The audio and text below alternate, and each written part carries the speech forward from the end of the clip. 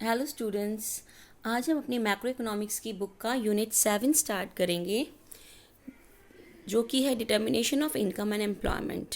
बेटा, इस यूनिट की वेटेज है 12 मार्क्स और इसका सबसे पहला चैप्टर जो हम डिस्कस करेंगे वो है chapter 7, aggregate demand and related concepts.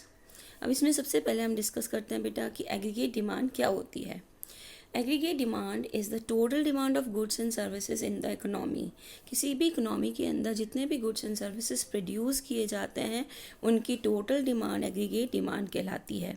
Basically इसको हम ये भी रिप्रेजेंट कर देते हैं कि जितना भी एक्सपेंडिचर हम गुड्स एंड सर्विसेज पर कर रहे हैं वो हमारी एग्रीगेट डिमांड है। और हम इसे कह सकते हैं कि एग्रीगेट डिमांड क्या होती है कि जितने भी हमारे इकोनॉमी के अंदर सेक्टर्स हैं उनमें जितने भी final goods and services produce किए जाते हैं, अगर हम उनकी टोटल डिमांड निकालें तो वो एग्रीगेट डिमांड होती है। अब हम इसके कंसेप्ट के साथ अब इसके कंपोनेंट्स पढ़ेंगे। बेटा, कंपोनेंट्स ऑफ एग्रीगेट डिमांड को जानने से पहले हम इसमें जो हमने बात की चारों सेक्टर्स की, कि हमारे जितने भी सेक्टर्स इकोनॉमी में होते हैं उनकी टोटल डिमांड हमारी एग्रीगेट डिमांड कहलाती है, या इन सभी सेक्टर्स के अंदर होने वाला एक्सपेंडिचर हमारी एग्रीगेट डिमांड को बनाता है। तो सबसे पहले हम डिस्कस करते हैं सेक्टर्स के बारे में। हम पूरी इकोनॉमी को 4 सेक्टर्स में डिवाइड कर देते हैं। First sector is known as the household sector, second sector is known as the firms, third sector is known as the government sector and fourth sector is known as the foreign sector. तो सबसे पहले बेटा हम जो बात कर रहे हैं हमारे हाउस होल्ड सेक्टर की। हाउस होल्ड सेक्टर डिमांड किस लिए करता है? कंजम्पशन एक्सपेंडिचर को करने के लिए। ठीक है, अब हाउस होल्ड कंजम्पशन एक्सपेंडिचर क्या होता है? It refers to total amount of expenditure done by households to purchase goods and services. जो भी total expenditure household goods and services को खरीदने पर करते हैं वो consumption expenditure, household consumption expenditure कहलाता है। और household consumption expenditure directly influence होता है लेवल ऑफ डिस्पोजेबल इनकम के साथ। डिस्पोजेबल इनकम वो इनकम होती है बेटा जो टैक्सेस को पे करने के बाद हमारे पास बचती है। जैसे जैसे हमारी इनकम बढ़ती है वैसे वैसे हमारा कंजम्पशन एक्सपेंडिचर भी बढ़ता है, but not in the same proportion of income. इसलिए हम ये कह सकते हैं कि इनकम के बढ़ने के साथ साथ हमारी कंजम्पशन एक्सपेंडिचर बढ़ता है, but not in the same proportion, और both are directly proportional to each other. Okay, then second component हमारा आता है इन्वेस्टमेंट एक्सपेंडिचर। ये कौन सा सेक्टर करता है बेटा? हमने सेकेंड सेक्टर में बात की थी फर्म्स की। फर्म्स, प्राइवेट फर्म्स जो भी इन्वेस्टमेंट पर खर्चे करते हैं। अब प्राइवेट फर्म्स में आपकी जैसे हो गई टाटा की, बिरला की, अंबानी की, ये लोग जो भी एक्सपेंडिचर कर रहे हैं कैपिटल गुड्स पर को खरीदने पर, वो सारा कहलाता है हमारा इन्वेस्टमेंट एक्सपेंडिचर।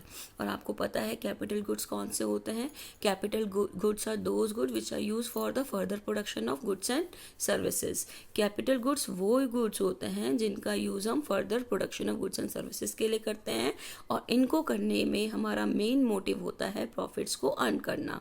इस तरह के गुड्स कौन से हैं? मशीन्स और प्लांट्स एक्सेट्रा। थर्ड कंसेप्ट आता है हमारा गवर्नमेंट कंजम्पशन एक्सपेंडिचर, और ये एक्सपेंडिचर कौन करता है बेटा? हमारा गवर्नमेंट सेक्टर।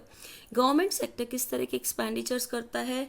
वो गुड्स एंड सर्विसेज को खरीदने पर वो भी खर्चे करते हैं। वो किस तरह की खर्चे करते हैं? गुड्स एंड सर्विसेज को खरीदने पर कंजम्पशन एक्सपेंडिचर भी करते हैं और इन्वेस्टमेंट एक्सपेंडिचर करते हैं। गवर्नमेंट क्यों दोनों तरह की एक्सपेंडिचर करती है? क्योंकि गवर्नमेंट का एम वेलफेयर मोटिव भी होता है और उनका एम प्रॉफिट्स को अर्न करना भी होता है। इसीलिए गवर्नमेंट दोनों तरह के खर्चे करती है, उनको करने के लिए वो डिमांड करती है। And the fourth is net exports. Net exports बेटा कौन सा सेक्टर करता है? Foreign sector. आपको पता है फॉरेन सेक्टर किससे रिलेटेड होता है? एक्सपोर्ट्स और इम्पोर्ट से। तो ये क्या कहलाता है? नेट एक्सपोर्ट्स हम कैसे फाइंड आउट करते हैं? X minus M. एक्स से बेटा हम एक्सपोर्ट्स को डिनोट करते हैं और एम से इम्पोर्ट्स को, और इनका जो बीच का डिफरेंस होता है वो नेट एक्सपोर्ट्स कहलाता है। आपको डेफिनेशन पता है कि exports refers to sale of domestic goods and services to rest of the world, while import refers to purchase of goods and services from rest of the world.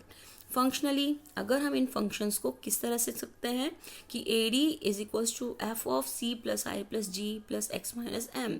A D किसका function है? Consumption expenditure, investment expenditure, government expenditure and the net exports. But बेटा अभी हमें आगे याद रखेंगे कि हमारे सिलेबस में केवल 2 सेक्टर मॉडल है, जिसके कारण आगे हम सभी क्वेश्चंस जब भी करेंगे तो ए डी को किसके बराबर रखेंगे? C plus I. AD is always equals to consumption expenditure plus investment expenditure. Okay. Next हम चलते हैं बेटा एग्रीगेट सप्लाई और उसके कंपोनेंट्स में। सबसे पहले हम डेफिनेशन जानेंगे, मीनिंग जानेंगे कि एग्रीगेट सप्लाई क्या होती है। It refers to value of total output available in an economy during the given period of time. जो भी टोटल आउटपुट हमारे पास अवेलेबल होता है उसकी अगर हम वैल्यू निकालें एक पीरियड ऑफ टाइम पर, वो हमारी एग्रीगेट सप्लाई भी होती है। एग्रीगेट सप्लाई को हम नेशनल इनकम से भी रिप्रेजेंट करते हैं। सो हम ये इसको किस तरह से सकते हैं? A S is equals to Y. अब आपको पता है इनकम जो भी हमारे पास हम कमाते हैं, अर्न करते हैं, उसको हम उस पर एक्सपेंडिचर किस पर करते हैं? हम या तो कंजम्पशन पर करते हैं या हम सेविंग्स करते हैं। तो हम क्या कहते हैं? इनकम का जो भी पोर्शन होता है या तो हम कंज्यूम करते हैं या उसे सेव करते हैं। इसीलिए इसके जो कंपोनेंट्स बन जाते हैं वो क्या बन जाते हैं? सी एंड एस। अच्छा, अब हमारे पास कंपोनेंट्स हम एक्सप्लेन करेंगे कि the major portion of national income spent on consumption of goods and services and the balance is saved. I think आपको clear होगा. It means income is either consumed or saved. So its components are AS is equals to C plus S, where C is the consumption expenditure and S is savings. Savings क्या होती हैं? वो part income का जिसे हम consume नहीं करते। तो these are the components of AS, C and S. Next बेटा हमारे पास क्वेश्चन आता है कि Y A S is equals to national income. क्यों हम ए एस को नेशनल इनकम के बराबर लेते हैं? अब देखिए बेटा कि अगर हम ए एस को एग्रीगेट सप्लाई को एक्सप्रेस करते हैं फिजिकल टर्म्स में तो इसका मतलब क्या है? It refers to the total output of goods and services in economy. जो भी आउटपुट गुड्स एंड सर्विसेज की टर्म्स में किसी भी इकोनॉमी को मिल रहा है, जो अर्न कर रही है, वो क्या कहलाती है? हमारी एग्रीगेट सप्लाई।